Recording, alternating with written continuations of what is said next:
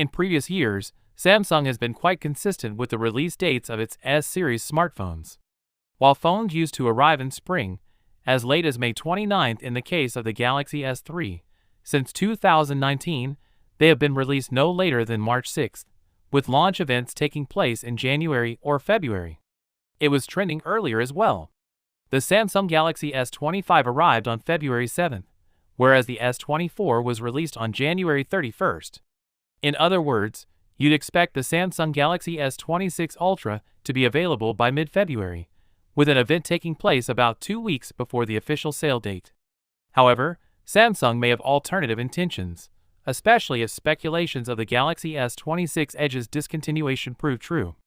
According to reports, as the business scrambles to reorganize its phone range, it will have to push the introduction of the Galaxy S26 back to March. A Korean publication believes Galaxy Unpacked will take place on February 25th, coinciding with the phone's release in March. Another source suggests an earlier launch, with the Galaxy S26 lineup announced at the end of January, implying a launch in early February.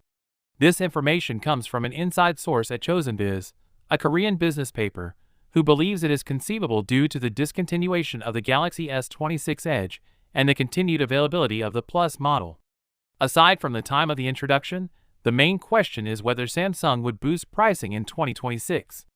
The Galaxy S25 Ultra began at $1,299 and increased to $1,419 for 512 GB of storage, or $1,659 for 1 TB, the same MSRP as its predecessor.